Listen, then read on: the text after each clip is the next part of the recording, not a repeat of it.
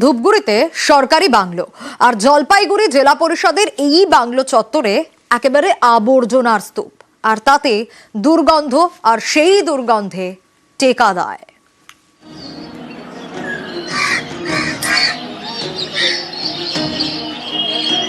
জলপাইগুড়ির ধূপগুড়ি, এখানেই জেলা পরিষদের ইন্সপেকশন ডাক বাংলো।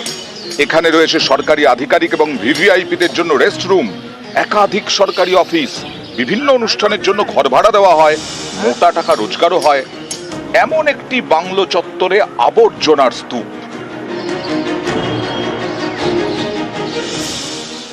কোন জায়গা থেকে নোংরাগুলো নিয়ে আসতেছো? জেলা পরিষদের জায়গা। কোথায় ফেলতেছো? এদিকে দেখো, কেউ কেউ ফেলতে বলছে ভিতরে? আগের থেকে দুই দেখি ফেলে সবাই, তো আমরা মাঝে মধ্যে হঠাৎ মঠাৎ একটু আইনে দিই একটা হঠাৎ। কেউ কিছু বলে না? নাই, কি বলবো। তাহলে এই যে একটা সরকারি বাংলোর ভিতরে এইভাবে কি নোংরা আবর্জনা ফেলার কি ঠিক? আগে কথা বলতে লাগবে, জায়গা দেখা যোগ, আর হাটাইকেও বলতে লাগবে যে জায়গা দেখাও। ধূপগুড়ি পুরসভার নিজস্ব কোনো ডাম্পিং গ্রাউন্ড নেই। অভিযোগ, শহরের আবর্জনা ফেলা হয় পাঁচিলে ঘেরা ডাক বাংলো চত্বরে।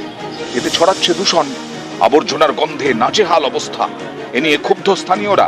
যেখানে সরকারি অফিস, বিভিন্ন অনুষ্ঠানের জন্য ঘর ভাড়া দেওয়া হয়, সেখানে আবর্জনা কেন ফেলা হবে? এ প্রশ্ন তুলেছেন স্থানীয়দের অনেকেই।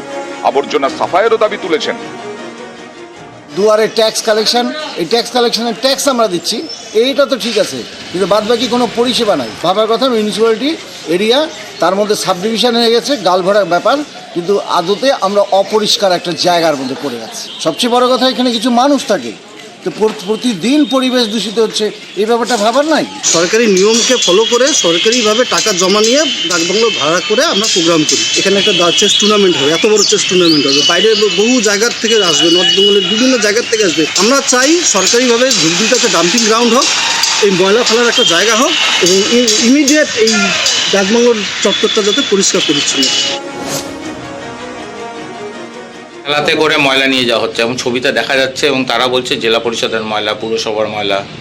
আমরা এটা জেলা পরিষদ বাংলোতে ডাম্পিং গ্রাউন্ডটা ছাড়াই ফেলছি, সে কাজটা অনলাইন করছে, এবং এই ব্যাপারে জেলা পরিষদের সাথে কথা বলে একটা দ্রুত সমস্যার সমাধান করার ব্যবস্থা করা।